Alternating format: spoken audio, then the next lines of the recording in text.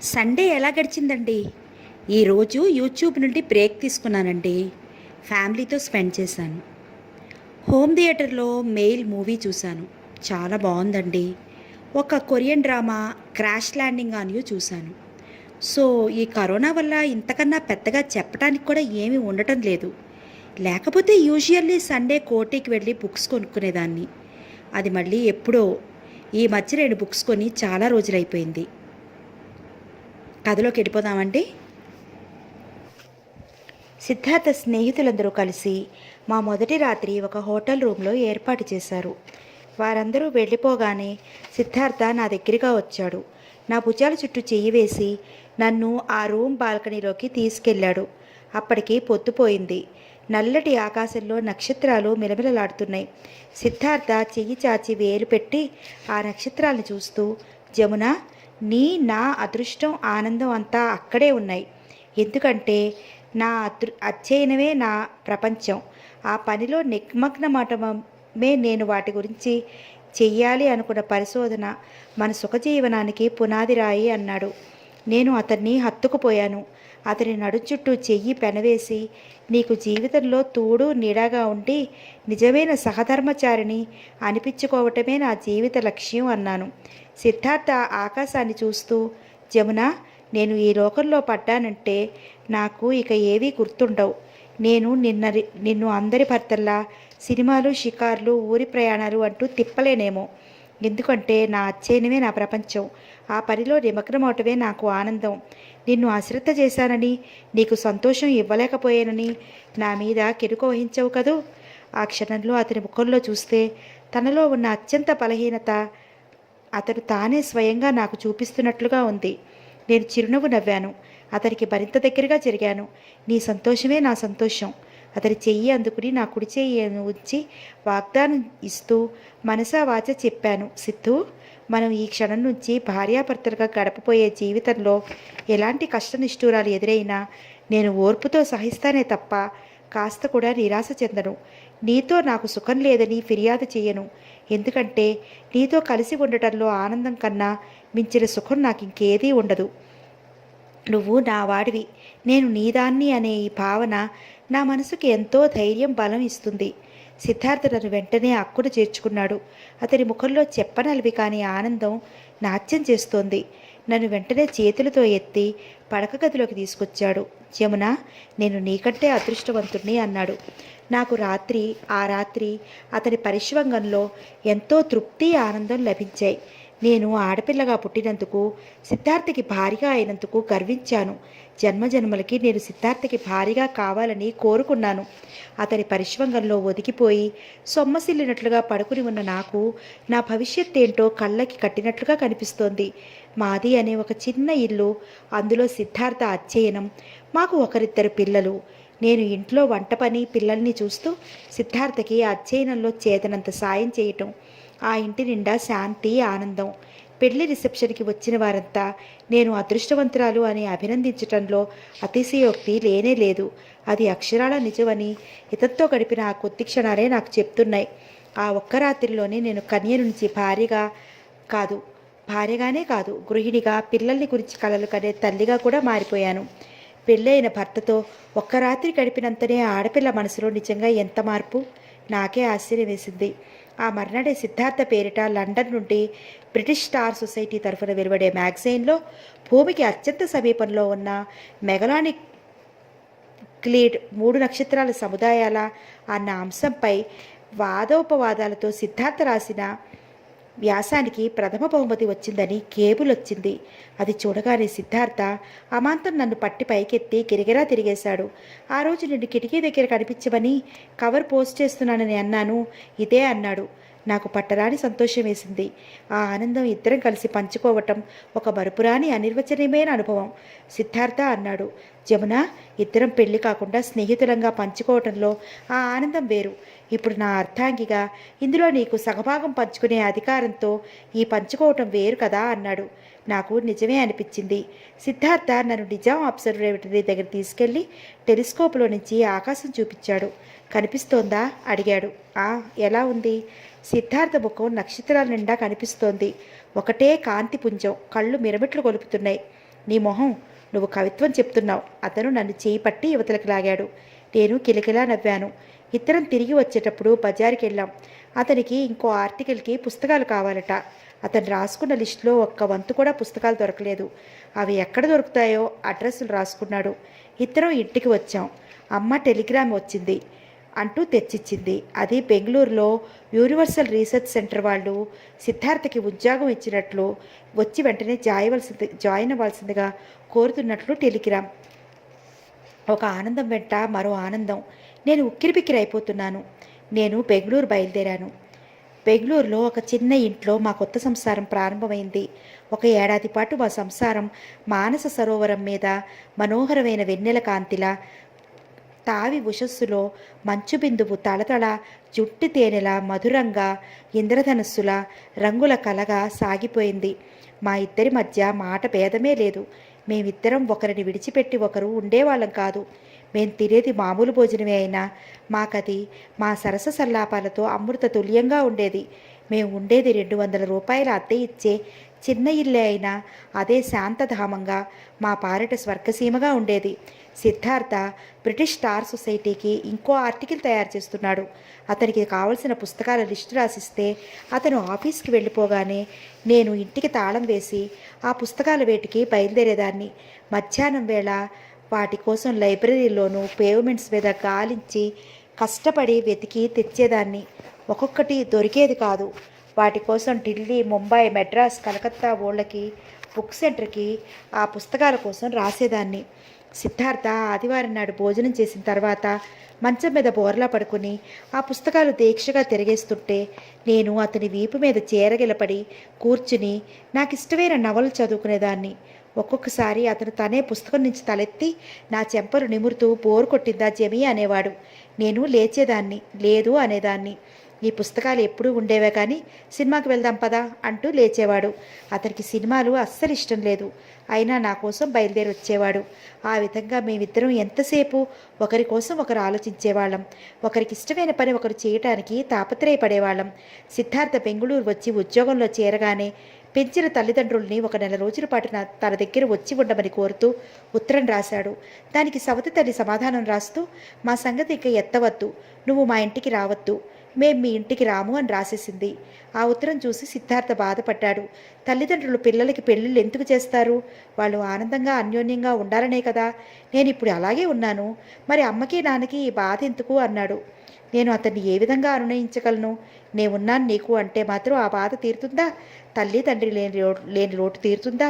పిల్లల జీవితంలో వాళ్ళ సంసార బంధం వేరు, తల్లిదండ్రుల అనుబంధం వేరు అని ఎవరికి వారే గుర్తిస్తే ఎవరి జీవితంలోనూ ఈ వైషమ్యాలు కక్షలు ఉండవేమో. అందరం కలిసి ఒకే కుటుంబం, అందరం ఒకరినొకరు తోడుగా అనుకుంటే ఎంత బాగుంటుంది. సిద్ధార్థ బ్రిటిష్ స్టార్ సొసైటీ ద్వారా లండన్లో ఉన్న ఒక ఇన్స్టిట్యూట్ ఉద్యోగానికి ప్రయత్నిస్తున్నాడు. ఆ ఉద్యోగం వస్తే లండన్ వెళ్ళిపోవాలని. ఉద్యోగం దాదాపు వచ్చినట్లే.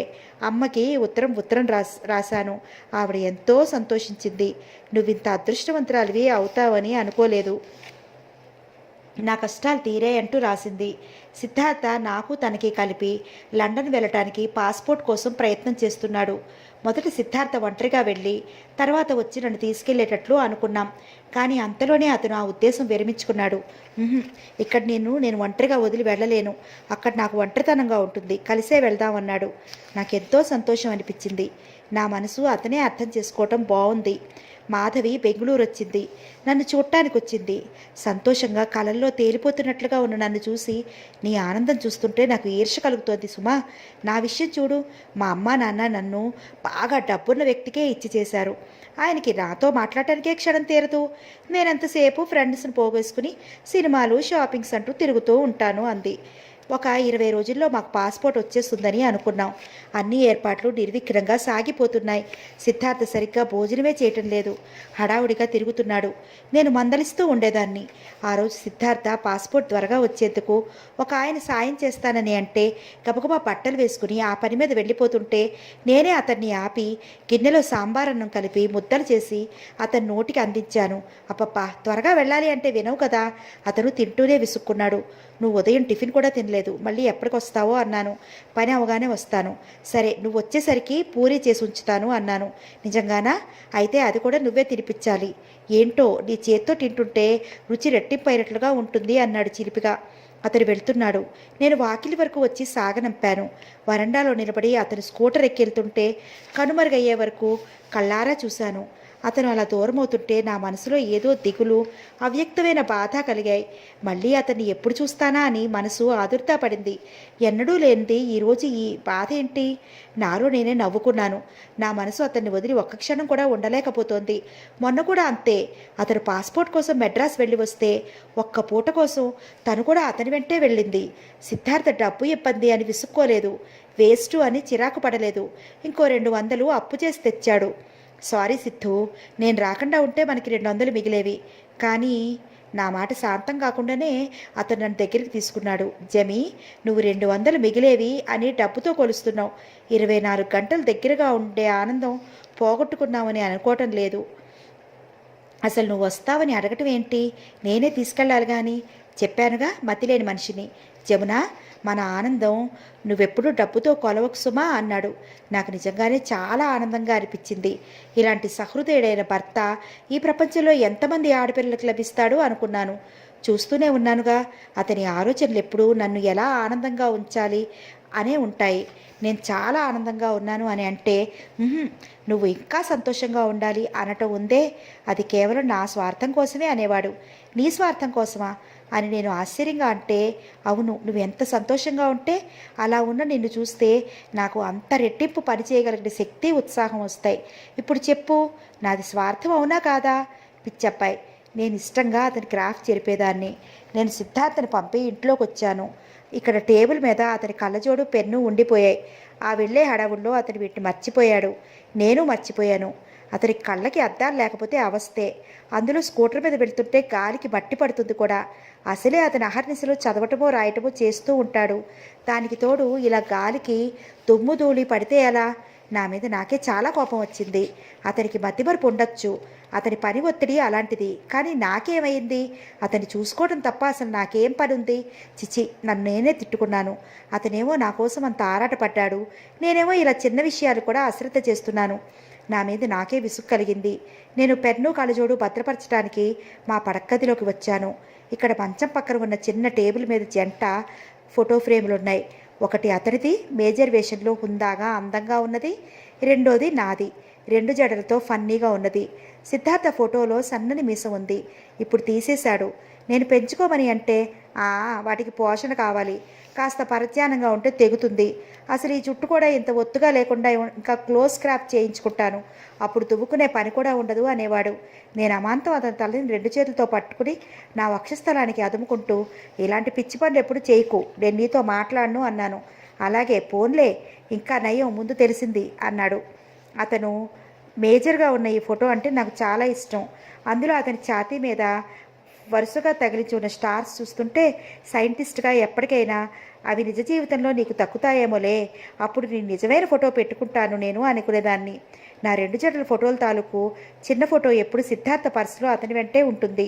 ఈ మధ్యనే అతను బస్సులో వస్తుంటే ఎవరో అతని పర్సు కొట్టేశారు. ఆ ఫోటో పోయింది. పర్సులో ఉన్న డబ్బు పోయిందని నేను విచారపడుతుంటే అతను ఆ ఫోటో కోసం బాధపడ్డాడు. నేను అతన్ని ఓదార్చాను. ప్రేమలో ఉన్నది తీసి చిన్నది తీయించి ఇస్తానులే అన్నాను. ఫ్రేమ్లో ఉన్నది తీసి చిన్నది చేయించి ఇస్తాలే అన్నాను. ఆ ఫోటో మీద నాకు చాలా సెంటిమెంట్ ఉంది. అసలు ఇలా పోగొట్టుకున్నానేంటి, ఎందుకు ఇలా అయింది అంటూ మదనపడ్డాడు. సిద్ధార్థ అంతటితో ఊరుకోలేదు. పేపర్లో ఒక ప్రకటన ఇచ్చాడు. తమ పర్సు పోగొట్టుకున్నప్పుడు ప్రయాణం చేసిన రూట్ పేరు, బస్సు నెంబరు, సమయం ఇచ్చి, అయ్యా జేబు దొంగ గారు అంటూ సగౌరవంగా సంబోధించి, ఆ ఫోటోని మాత్రం ఈ అడ్రస్కి తిప్పి పంపండి, మీకు సదా కృతజ్ఞుణ్ణి అంటూ రాశాడు. ఆ ప్రకటన చూసి నేను విరగబడి నవ్వాను. ఆ దొంగగారికి దయ కలుగుతుందిలే, తప్పక పంపిస్తారు అన్నాడు. సిద్ధార్థ రోజు ఇంటికి రాగానే ఫోటో వచ్చిందా అని ఆతృతగా అడిగేవాడు. నేను రాలేదని చెప్తే అతడు చాలా నిరుత్సాహంగా అయ్యేవాడు. అతని కళ్ళల్లో ఆశాభంగం నేను చూడలేకపోయేదాన్ని. నేను ఎదురుగా ఉంటే ఆ ఫోటో ఎందుకు అని నేనంటే, నీకు తెలియదు జమున, ఆ ఫోటో తెలియకుండా నా దగ్గరికి వచ్చింది. నువ్వు అనుకోకుండా వెంటనే నా జీవితంలోకి వచ్చావు. ఆ ఫోటో పోగొట్టుకోవడం నాకు చాలా బాధగా ఉంది, ఏదో భయంగా ఉంది అన్నాడు. అతని సెంటిమెంట్స్ నాకు తెలుసు. అతను ఈ ఫోటో గురించి చాలా సీరియస్గా తీసుకున్నాడని గ్రహించాను. అతని బాధ చూడలేకపోతున్నాను. నేను ఒక ఉపాయం ఆలోచించాను. 4 రోజుల తర్వాత అతను రోజు సాయంత్రం ఇంటికి వచ్చేసరికి ఒక కవర్ అందించాను. అతను అది తీసుకున్నాడు. కవర్ చించగానే అందులో నుంచి ఫోటో జారిపడింది. జమున గట్టిగా కేకపెట్టాడు. ఏంటి? కాఫీ కలుపుతున్న నేను పరిగెత్తుకొచ్చా. అతను ఫోటో చూపించాడు. నన్ను గట్టిగా కౌగిలించుకుంటూ, అమ్మయ్యా, ఇప్పుడు నాకు శాంతిగా ఉంది అన్నాడు. నా కళ్ళల్లో నీళ్లు తిరిగాయి. ఏం మనిషివి, ఒట్టి పసిపిల్లాడి మనస్తత్వం. ఆ ఫోటోని పరీక్షగా చేసినట్లయితే అది కాస్త కొత్తగా కనిపించేది. ఆ రాత్రి అతను నిశ్చింతగా నిద్రపోయాడు. కానీ నా కట్టి మీదకి కొడుకు లేదు. మంచం మీద తెల్లకి చేరగలిపడి అలాగే చూస్తూ కూర్చున్నాను. ఇతని బాధ చూడలేక నేను ఫ్రేమ్లో ఉన్న ఫోటో తీసుకెళ్లి ఫోటో తీయించి మా ఇంటికి దూరంగా వెళ్ళి పోస్ట్ చేశాను. బాగానే చేరుకుంది. నేను అతన్ని మోసం చేశాను అనే బాధ మనసులో మొదలైంది. ఆ బాధ అంతై ఇంతై అన్నట్లుగా దావానలలా అయ్యి నన్ను కూర్చోనియలేదు, నిలబడనీయలేదు. అతనితో నిష్కల్మషంగా తలెత్తి చూడలేకపోతున్నాను. 4-5 రోజులు చాలా మదనపడ్డాను.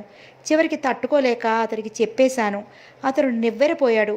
నేను ఆశించినట్లుగా ఊహించినట్లుగా అతను నవ్వలేదు. దొంగ అంటూ దగ్గరికి లాక్కోలేదు. అసలు ఈ విషయం వినగానే అతని ముఖం వెలవెలాపోయింది. నువ్వు అబద్ధం ఆడటమా? నమ్మలేనట్లుగా చూశాడు. నీ బాధ చూడలేక అలా చేశాను అన్నాను. నేను బాధపడతానని నన్ను నువ్వు మోసం చేశావన్నమాట, అంతేనా? ఛీ, ఈ ఫోటో దొరికింది అనే కంటే నువ్వు అబద్ధం ఆడావు, నన్ను మోసం చేశావు అనే బాధ అన్నింటికంటే నన్ను రంపపు కోతకొస్తోంది. నేను నిజాన్ని ఎంతైనా సహించగలను, కానీ అబద్ధాన్ని భరించలేను. అది నీకు తెలియలేదు అంటే ఇక నువ్వు నన్ను అర్థం చేసుకున్నదేముంది? అతను ఇంట్లోంచి వెళ్ళిపోయాడు. సాయంత్రం అతను తిరిగి వచ్చేసరికి నేను వాడిపోయిన ముఖంతో కూర్చుని ఉన్నాను. అతను అసలు నా వైపు చూడనే లేదు. కాఫీ తీసుకువెళ్ళి అందించా. అతను అక్కడ పెట్టేశాడు. తాగలేదు. అతని ఈ మౌనం, తిరస్కారం, వీటికి నేను తట్టుకోలేకపోయాను. ఇక భరించడం నా వల్ల కాలేదు. అతనికి ఎదురుగా వచ్చి నిలబడ్డాను. సరే, నేను అబద్ధం ఆడాను. నా వల్ల పొరపాటైంది. నాకు ఏం శిక్ష విధిస్తావో చెప్పు. నువ్వు ఎన్నాళ్ళు ఇలా మాట్లాడకుండా ఉంటే నాకు శిక్ష పూర్తవుతుందో కనీసం అదన్నా చెప్పు. అతను తలెత్తి చూశాడు. నా కళ్ళల్లోకి నీళ్లు పొంగి వచ్చేశాయి.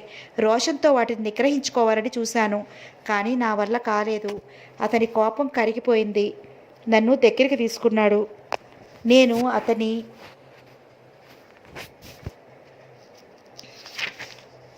గుండెలకి అంటుకుపోయాను. జీవితంలో ఇంకెప్పుడైనా అబద్ధం ఆడను, ఇంకెప్పుడూ అబద్ధం ఆడను అంటూ వాగ్దానం చేశాను. నాకు వాగ్దానాలు వద్దు అన్నాడు. నేను నిన్ను బాధ పెట్టినందుకు క్షమించు అన్నాడు. ఆ రాత్రి స్వర్గతుల్యమే అయింది. నేను పడక గదిలో అతని ఫోటో దగ్గర కూర్చుని ఇదంతా నెమరు వేసుకుంటున్నాను. ఇంతలో గోడ గడియారం 12 గంటలు కొట్టింది. నేను ఉలిక్కి పడ్డాను. సిద్ధార్థ త్వరగా వచ్చేస్తాడు. నేను పూరీలు చేస్తానని వాగ్దానం చేశాను. టైం ఎక్కువ లేదు. నేను వంటింట్లోకి పరిగెత్తాను. గబగబా పూరీలు చేశాను. వంటిల్లు సర్ది టేబుల్ మీద మా ఇద్దరికి ప్లేట్లు పెట్టి గిన్నెలు సర్దాను. వెళ్ళి ముఖం కడుక్కుని జడ వేసుకుని చీర మార్చుకుని పూలు పెట్టుకుని వచ్చాను. ఇంతలో తలుపు చప్పుడైంది. వెళ్ళి తీశాను. ఎదురుగా మాధవి నిలబడి ఉంది.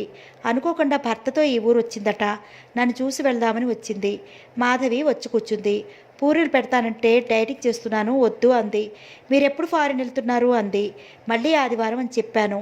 మమ్మల్ని గుర్తుపెట్టుకుంటావా, మర్చిపోతావా అంది. ఎందుకు మర్చిపోతాను అన్నాను.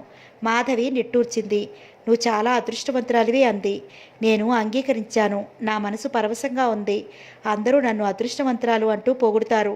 ఆ అదృష్టానికి కారణం సిద్ధార్థ చేసే కృషి. అతని వల్లనేగా నాకు గుర్తింపు అనుకున్నాను. మాధవి వెళ్ళింది. నేను నిలువుటద్దం ముందు నిలబడి పొట్టు సర్వీస్ చేసుకుంటుంటే పక్కింటి మామి నీకు ఫోన్ వచ్చిందమ్మా అంటూ కేక పెట్టింది.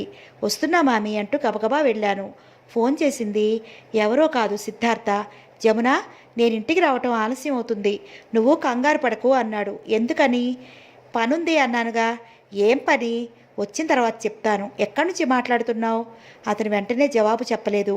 ఆ మౌనంలో ఏదో తటపటాయింపు కనిపిస్తోంది. చెప్పు, ఎక్కడి నుంచి అన్నాను. పోలీస్ స్టేషన్ నుంచి. పోలీస్ స్టేషన్ నుంచా? నేను ఉలిక్కిపడ్డాను. అవును, కంగారు పడకు, ఒక చిన్న మిస్టేక్ జరిగింది. ఏమైంది? నేను వచ్చి చెప్తాను, భయపడాల్సింది ఏమీ లేదు. అప్పటికే జమున గొంతులో కంగారు కనిపించిన అతను అనునయంగా అన్నాడు. ఎక్కడ పోలీస్ స్టేషన్? అతను చెప్పాడు. మరీ దూరం ఏం లేదుగా, నేను వస్తాను. చిచి, నువ్వు వద్దు, అలాంటి పిచ్చి పనులు చేయకు, నాకు కోపం వస్తుంది, విన్నావా? నేను వచ్చేస్తాను. కంగారు పడాల్సింది భయపడాల్సింది ఏమీ లేదు. చిన్న మిస్టేక్ జరిగింది అంతే. ఏ మిస్టేక్? అసలు ఏమైందో చెప్పు. యాక్సిడెంట్ అయిందా? నువ్వు బాగానే ఉన్నావుగా? యాక్సిడెంట్ ఏం అవ్వలేదు, అవేవి ఆలోచించకు. మరి నేను ఫోన్లో చెప్పలేను, ఇంటికి వచ్చి చెప్తాను. ఇక పెట్టేస్తాను. వాళ్ళు పెట్టేయమంటున్నారు. అతను వెంటనే పెట్టేయలేదు. ఒక క్షణం ఆగి అన్నాడు, జమున, నేను త్వరగా వచ్చేస్తాను, కంగారు పడకు, ధైర్యంగా ఉండు. సరే. అతను ఫోన్ పెట్టేశాడు. నేను ఇంటికి వచ్చేసాను. అతని కోసం ఎదురు చూడసాగాను. జమున, నేను త్వరగా వచ్చేస్తాను, కంగారు పడకు, ధైర్యంగా ఉండు. అవే అతని ఆఖరి మాటలు అని నేను ఆ క్షణంలో కల్లో కూడా ఊహించలేకపోయాను. నా జీవితంలో ఆ నిమిషం ఒక మహా అగ్నిపర్వతం బద్దలైందని, దాని లావా మా జీవితాల మీద ప్రవహిస్తుందని నాకు తెలియదు. ఆ దుస్సంఘటన నుంచి నేను ప్రాణప్రదంగా ప్రేమించే నా భర్తని దూరం చేసిందని తెలియదు. నేను ఇంటికి వచ్చి స్వెటర్ అల్లుతూ అతని కోసం ఎదురు చూస్తూ కూర్చున్నాను.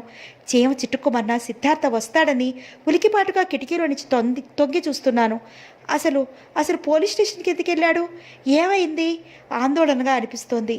ఈరోజు ఇదేంటి? ఇంట్లో ఈ నిశ్శబ్దం అస్సలు బాగాలేదు, భయంకరంగా ఉంది. నోరు ఆవలిస్తూ నన్ను మింగటానికి చూస్తున్నట్లుగా ఉంది. నేను తల విదిలించి నా ఆలోచనలు అవతలికి తోసేశాను. అంతలోనే ధైర్యం తెచ్చుకున్నాను. కంగారు పడాల్సింది ఏమీ లేదని అతనే చెప్పాడుగా, ఇంకెందుకు నాకు ఆందోళన? వీధి చివరి స్కూటర్ శబ్దం వినిపిస్తే చాలు, గబాలను వెళ్ళి తలుపు తీసేదాన్ని. గంటలు గడిచాయి. స్వెటర్ అల్లటం కొన్ని వరుసలు మిగిలాయి. గడియారం 6 గంటలు కొట్టింది. సిద్ధార్థ రానే లేదు. నేను పక్కింటి మామిని గోడ మీద నుంచి కేకవేసి, నాకేమైనా మళ్ళీ ఫోన్ వచ్చిందా అని అడిగాను. ఆవిడ రాలేదని చెప్పింది. నేను ఇంట్లోకి వచ్చేసి లైట్లు వేశాను. రాత్రి 7 గంటలు దాటింది. సిద్ధార్థ రానే లేదు. నేను అతని కాగితాలు పుస్తకాలు సర్దుతూ కాలక్షేపం చేస్తున్నాను. 9 గంటలు అవుతోంది. నా మనసు ఉండబట్టలేదు. ఇంటి తలుపు తాళాలు వేసి పక్కింటి మామి దగ్గరికి వెళ్ళాను. ఆవిడ భర్తకు రెవెన్యూ డిపార్ట్మెంట్లో అసిస్టెంట్ సెక్రటరీ పని. నేను వెళ్ళేసరికి వాళ్ళు పడుకోబోతున్నారు. నేను ఆయనకి జరిగిందంతా చెప్పాను. ఆయన ఆ పోలీస్ స్టేషన్కి ఫోన్ చేశారు. అక్కడ పోలీస్ అధికారి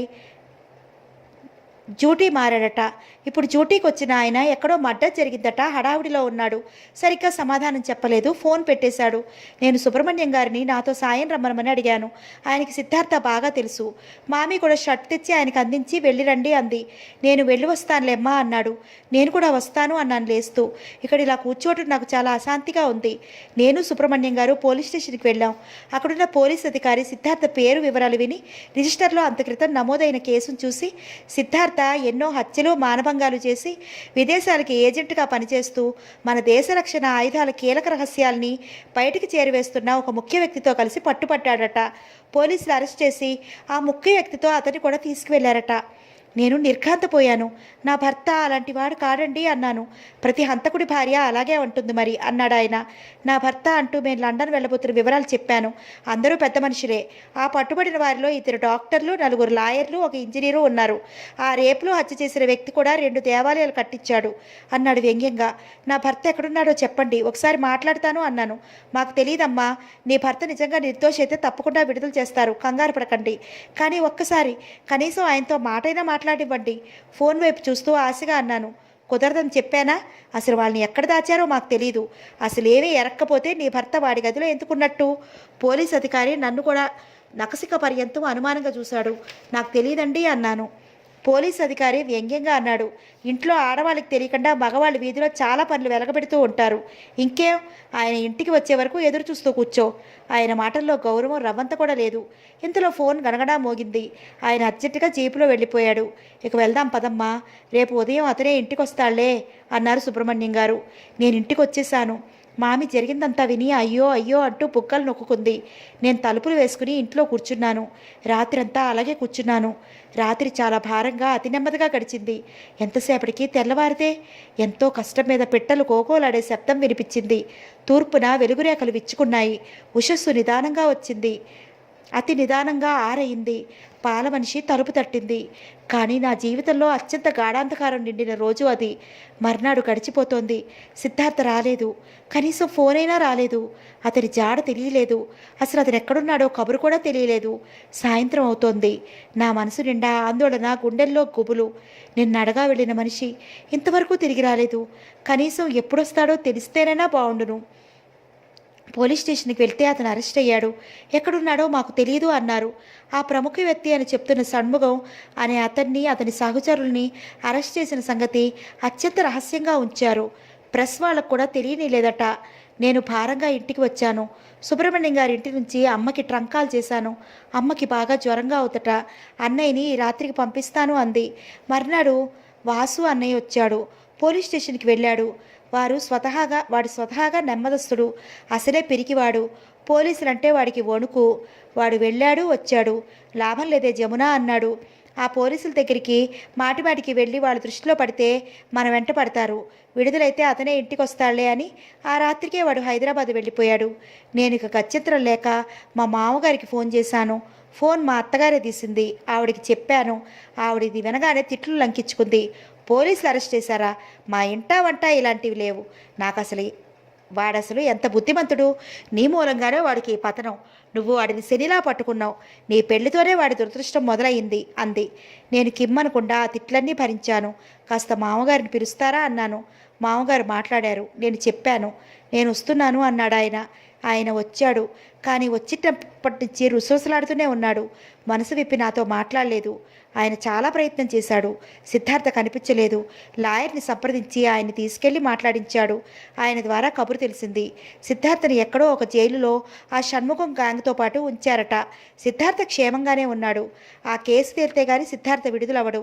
ఆ షణ్ముఖంతో పాటు అతనికి సాయపడేవారు 28 మందిని అరెస్ట్ చేశారట. వాళ్ళెవరికీ బెయిల్ ఇచ్చే ప్రసక్తి లేదట. సిద్ధార్థ తండ్రి మీ కర్మ అనుభవించండి అనేసి వెళ్ళిపోయాడు. ఆయన కనీసం డబ్బుందా అని కూడా అడగలేదు. నేను ధైర్యంగా మాకు వచ్చిన ఈ ఆపదను ఎదుర్కొనటానికి సిద్ధం అయ్యాను. ఎలాగైనా సరే ఒక్కసారి సిద్ధార్థను కలుసుకోవాలి. అతనితో మాట్లాడాలి. నా ప్రాణం కొట్టుకుపోతోంది. నేను సుబ్రహ్మణ్యం గారి ద్వారా ఒక పోలీస్ అధికారిని కలిశాను. సిద్ధార్థ అరెస్ట్ విషయం చెప్పి నేను క్షేమంగా ఉన్నాను, ధైర్యంగా ఉన్నాను, నువ్వు ధైర్యంగా ఉండు, నీ క్షేమం రాయి జమున అని రాసి కాగితం సిద్ధార్థకి పంపమని ప్రాధేయపడ్డాను. ఆయన అది తీసుకున్నాడు.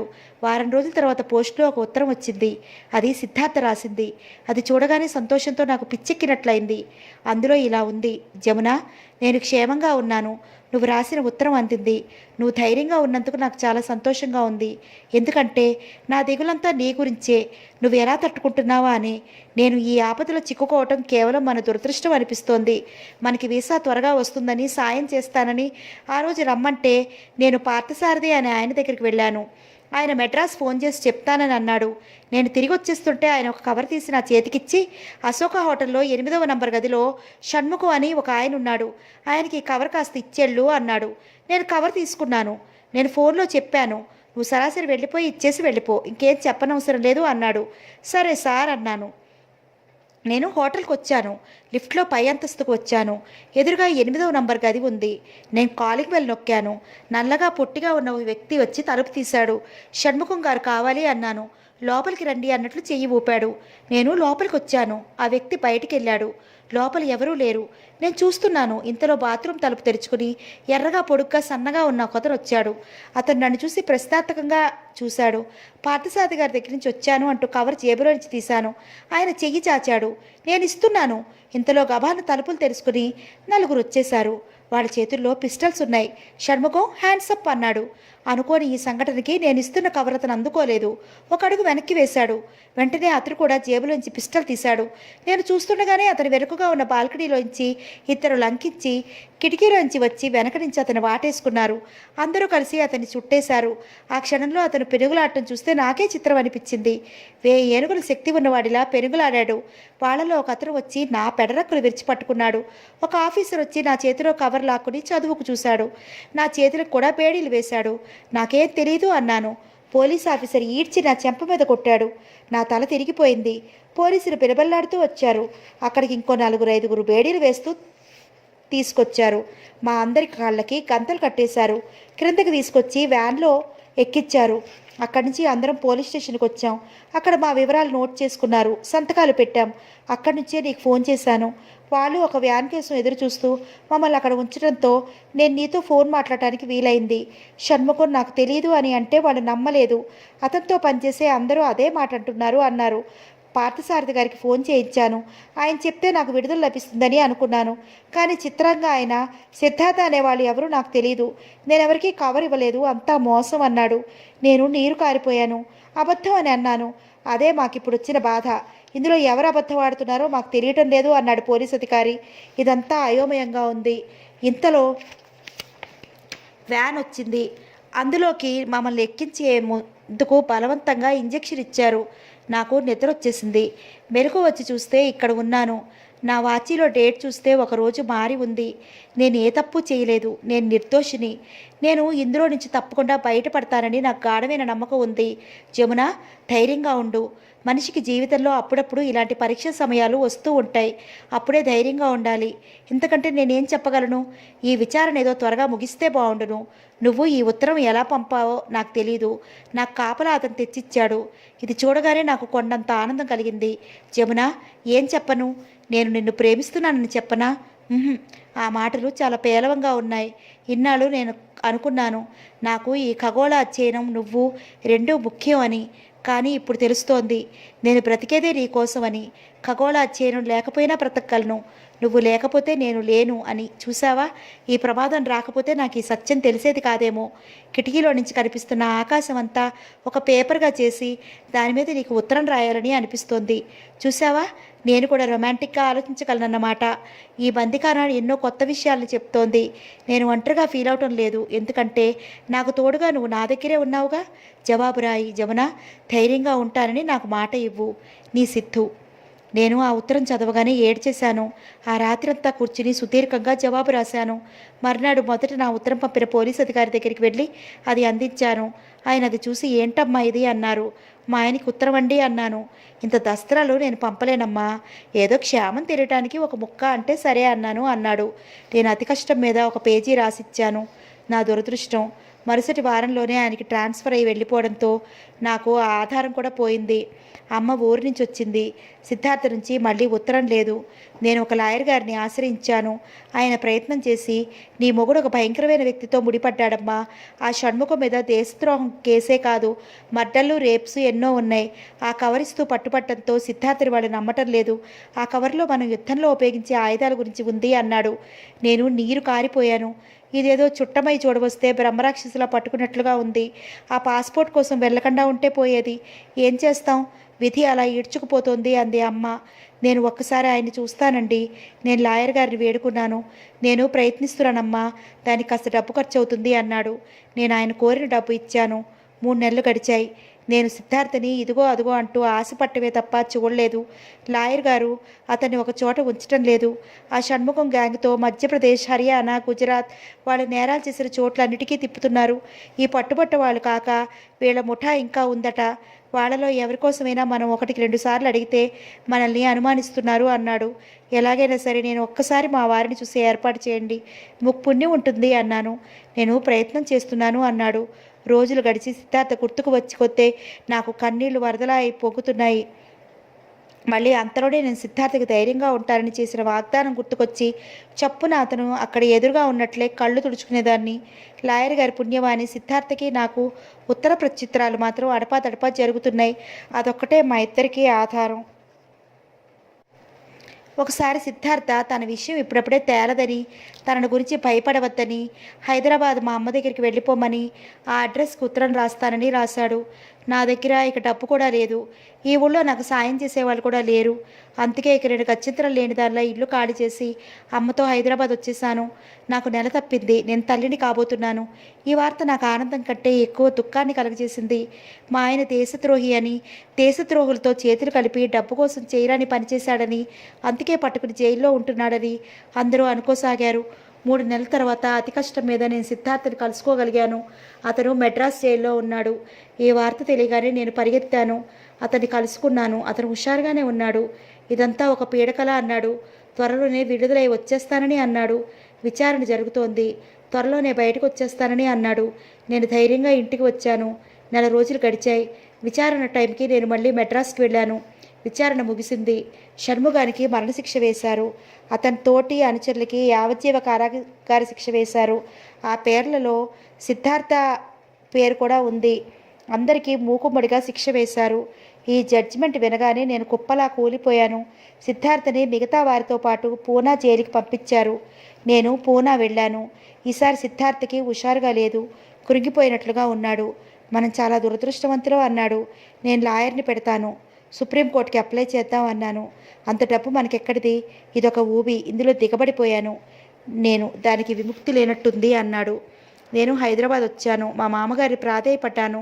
వాళ్ళంత డబ్బు ఖర్చుకి ఇష్టపడలేదు. ఎంతైనా పెంచిన కొడుకు కదా, అందులో వాళ్ళని కాదని ఎదురు తిరిగి నన్ను పెళ్లి చేసుకున్నాడు. నేను వాళ్ళ మౌనం చూసి, మీ కన్న కొడుకు అయితే ఇలా వదిలేస్తారా అన్నాను ఆవేశంగా. మా అత్తగారు కళ్ళెర చేసింది. ఆట్టే వాగకు, మా కన్న కొడుకు అయితే మా మాట కాదని పెళ్లి చేసుకుని ఉంటే కాళ్ళు విరక్కొట్టు ఉండేవాళ్ళం, వెళ్ళు అంది. నేను వచ్చేసాను. వాళ్ళని అనే పనే ఉంది. ఇది సిద్ధార్థది కాదు, నాది దురదృష్టం అంతా. వడ్డించిన విస్తరణ లాంటి జీవితం నేలపాలైంది. సిద్ధార్థ కృంగిపోయినట్లుగా జైల్లో ఉన్నాడు. అతను తనను తాను రక్షించుకోలేడు. అతను ఒక ఊబిలో ఇరుక్కుపోయి అధపాతాళానికి వెళ్ళిపోతున్నాడు. అతన్ని నేనే రక్షించుకోవాలి. నా వల్ల కావటం లేదు. నేను అడగరాని వారిని కూడా నోరు తెరిచి అడిగాను, చెయ్యి చాచి యాచించాను. ఎవ్వరూ నాకు సాయపడలేదు. నేను అతన్ని రక్షించలేకపోయాను. ఈ బాధ నన్ను కృంగతీయసాగింది. నేను కూర్చున్నా పడుకున్నా అతని ముఖమే నా కళ్ళెదుట కనిపిస్తోంది. నేను తిండి బానేశాను. ఎప్పుడు చూసినా జీవం లేనిదానిలా శూన్యంలోకి చూస్తూ మంచంలో పడి ఉండేదాన్ని. అమ్మ నన్ను మందలించేది, ఒట్టి మనిషివి కూడా కాదు, ఇలా అయితే కాన్పు ఎంత కష్టమవుతుందో తెలుసా? మళ్ళీ ఆపరేషన్ అది అంటే డబ్బు ఎంత అవుతుందో ఆలోచించు. మా దగ్గర కానీ లేదు. ఇప్పటికే వదిన నానా మాటలు అంటోంది. నేను లేచి తిరగసాగాను. ప్రసవించాను. దీపు పుట్టాడు. నేను ఈ సంగతి సిద్ధార్థకి రాశాను. అతని నుంచి వెంటనే సమాధానం రాలేదు. చాలా రోజుల తర్వాత ఉత్తరం వచ్చింది. అందులో తన మన పరిస్థితి ఏం బాలేదని, ఉత్తరం వెంటనే రాయనందుకు ఏమీ అనుకోవద్దని, తనలో తప్పులు సర్దవద్దని రాశాడు. ఆ ఉత్తరం చదువుతుంటే నా కళ్ళ వెంట నీళ్లు తిరిగాయి. ఆ ఉత్తరం ద్వారా అతను పడుతున్న ఒంటరితనం అర్థమవుతూనే ఉంది.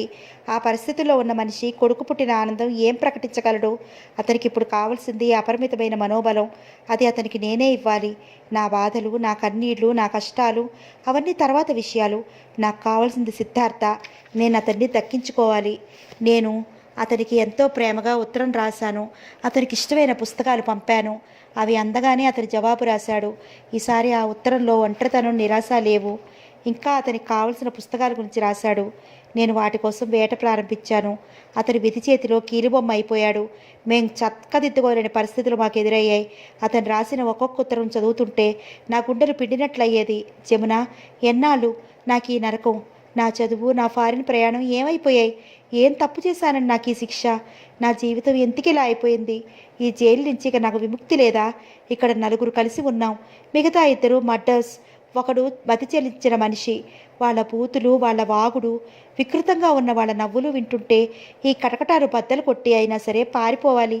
లేకపోతే వాటికేసి తల బాదుకుని చచ్చిపోవాలని ఉంది. ఈ నరకంలో నుంచి నన్ను రక్షించేవాళ్ళు లేనే లేరా జమున? నువ్వేమైనా చెయ్యి.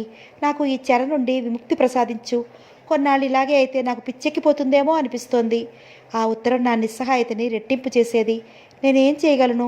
సిగ్గు విడిచి యాచించినా ఎవ్వరూ నాకు సాయం చేయలేదు. పైనుంచి నాతో మాట్లాడితే వాళ్ళ కుటుంబాలకి ఎక్కడ ఏం చుట్టుకుంటుందో అన్నట్లు తొలగిపోతున్నారు. ఇళ్లల్లో ఉండి కూడా లేరని చెప్పించి ముఖాలు చాటేస్తున్నారు. 2 నెలలకి ఒకసారి నేను అతన్ని చూడొచ్చు. ఆ డేట్ కోసం నేను ఎంతో ఎదురు చూసేవాళ్ళం. నేను అతన్ని చూసి వచ్చేస్తుంటే ఒక్కొక్కసారి అతను కటకటాలకి తలదించి ఏడ్చేసేవాడు. నేను వెనక్కి వచ్చి అతన్ని అనునయించేదాన్ని. చూడు సిద్ధు, ఎంతోమంది భర్తలు ఏ ఉద్యోగాల కారణంగానో భార్యలకి దూరంగా ఉంటారు. నువ్వు కూడా ఇప్పుడు అలాగే ఉన్నావనుకో. నీ ఆర్టికల్కి అసలు ఎంతో ఏకాంతం కావాలి. అందుకే భగవంతుడు ఇలా చేశాడేమో. లోకానికి నీ నుంచి మేలు జరగాలని ఉందేమో. అయినా మన పిచ్చి కానీ అసలు ఈ లోకమంతా ఒక పెద్ద జైలు. ఎవరు ఇష్టం వచ్చినట్లు వాళ్ళు ఏం చేయగలరు? ఎక్కడున్నా ఒకటే అంటూ పిచ్చి పిచ్చిగా ఏంటో చెప్పేదాన్ని. నేను గమనిస్తూనే ఉన్నాను. అతనిలో శక్తి లాంటిదేదో క్రమంగా పోతోంది. అతను కృంగిపోతున్నాడు. అతని ధ్యాస అంతా రాత పని మీద కేంద్రీకరించుకుంటున్నాడు. చూస్తుండగానే కాలం గడిచిపోయింది. ఈ మధ్యకాలంలో అమ్మ పోయింది. అమ్మ పోగానే మా వదిన నన్ను ఇంట్లోంచి వెళ్ళిపోమంది. దీపు అప్పటికి 4 నెలల పసివాడు. ఏం చేయను? యువతలకి వచ్చేయక తప్పలేదు. ఒంటరిగా ఉన్న నన్ను ఈ లోకం అనరాని మాటలంది. నా శీలాన్ని శంకించింది. నా మీద రకరకాల అపవాదులు వేసింది. వాటన్నిటికీ ఎదురు తిరిగి మొండిగా బ్రతుకుతున్నాను. ఈ ప్రపంచం చేసే అవహేళన కంటే మించింది నేను పడే ఆర్థిక బాధ. ఒక పక్క పసిపిల్లాడు. ఇంకో ప్రక్క నా రాక కోసం నేను పంపే పుస్తకాల కోసం 1000 కళ్ళతో ఎదురు చూసే భర్త. అతన్ని నేను ఆదుకోవాలి. అహర్నిశలు నా ఆరాటం ఇదే. ఒక్కొక్కసారి ఊరు వెళ్ళటానికి, ఈ పుస్తకాలు కొనటానికి నా దగ్గర డబ్బు ఉండేది కాదు. ఎంతో కష్టపడేదాన్ని. దీపు పెద్దవాడవుతున్నాడు. నేను యాంత్రికంగా బ్రతుకుతున్నాను. సిద్ధార్థ దూరం అవడంతో ఆగిపోయిన కాలం తిరిగి అతను వస్తే గానీ మళ్ళీ కదలదు. నేను సిద్ధార్థ ఆగమనం కోసం వేచి చూస్తున్నాను. దీపు తోటి పిల్లలతో ఆడుకుంటుండగా వాళ్ళు, మీ అమ్మకి పెళ్లి కాలేదు, నీకు నాన్న లేడు, మీ అమ్మ మంచిది కాదు అని విక్కిరిస్తున్నారని ఏడుస్తూ వచ్చి చెప్పాడు. అప్పుడు నేను సిద్ధార్థ మేజర్ దుస్తులతో ఉన్న ఫోటో చూపిస్తూ, డాడీ అక్కడెక్కడో యుద్ధం చేస్తూ మిలిటరీలో ఉన్నారని, ఆ పని అయిపోగానే వచ్చేస్తారని చెప్పాను. మాధవిని సిద్ధార్థ గురించి ఎవరితోనూ ఏమీ చెప్పకుండా నా మీద ఒట్టు వేయించుకుని వాగ్దానం తీసుకున్నాను. క్రమంగా లోకం సిద్ధార్థ గురించి మర్చిపోయింది. నేను పెళ్లి కాని తల్లినని, ఎవరో నన్ను మోసం చేశారని రకరకాల కథలు ప్రచారంలోకి వచ్చాయి. నాకు ఒకటే గుండె ధైర్యం. నేను కానీ సిద్ధార్థ కానీ ఏమీ తప్పు చేయలేదు. మేము విధివంచితులం. అదృష్టం మమ్మల్ని దగా చేసింది. మేము సిగ్గుపడవలసింది కానీ కృంగిపడవలసింది కానీ ఏం లేదు. ఈ నిబ్బరంతోనే నేను లోకం ముందు అంత ధీమాగా తలెత్తుకు తిరుగుతున్నాను. నా ధీమా చూసి లోకం నన్ను సిగ్గులేని దాన్ని అంటూ చేదరించుకునేది. 6 నెలల క్రిందట ఈ సంవత్సరం అక్టోబర్లో గాంధీ జయంతి రోజున కొంతమంది ఖైదీలను వదిలివేస్తారని, అందులో సిద్ధార్థ పేరు కూడా ఉంటుందని అన్నారు. ఈ మాట వినగానే మేము ఎంత సంతోషించామో. కానీ ఇప్పుడు తెలిసిందట ఆ లిస్టులో సిద్ధార్థ పేరు లేదట. ఇంకొకరు ఎవరో పరపతి ఉపయోగించుకుని తమ పేరు తెచ్చుకున్నారట. మళ్ళీ వేచి చూడటం, మళ్ళీ ఈ రాకపోకలు. బహుశా మేము వేచి చూడటంతోనే మా ఇద్దరి జీవితాలు ముగిసిపోతాయేమో. ప్రసన్న, ఇది నా జీవితం. ఊరు వెళ్ళటంలో నా రహస్యం ఇది. జమున చెప్పటం పూర్తి చేసింది. ప్రసన్న చేతులు కట్టుకుని కిటికీ రెక్కకి భుజం ఆనించి నిలబడి ఉన్నాడు. జమున ముక్కు చేతుతోంది. అతనికి ఒక జీవితకాలం కళ్ళెదురుగా చూసినట్లుగా ఉంది. జమున ఇప్పుడు అతని కళ్ళకి కొత్తగా కనిపిస్తోంది. ఈ జమునలో ఇంత విషాదం ఉందా? ఇంత భయంకరమైన పరిస్థితి గుండెల్లో దాచుకుని నవ్వుతూ తిరగటానికి ఆ మనిషికి ఎంత శక్తి కావాలి? జీవితంలో చెయ్యని నేరానికి శిక్ష అనుభవిస్తూ ఒంటరిగా పోరాడుతూ బ్రతకటం అంటే మాటలు కాదు. ఆ క్షణంలో జమునను చూస్తుంటే అతనికి చెప్పలేనంత జాలి వేసింది. రెట్టింపు గౌరవం కూడా కలిగింది. జమున అందరి స్త్రీల లాంటిది కాదు. ఆమె వ్యక్తిత్వం మహోన్నత హిమగిరి శిఖరం లాంటిది. ఆమె ముందు తనెంత? అందుకే అతను జమునని విభ్రమంగా చూస్తున్నాడు.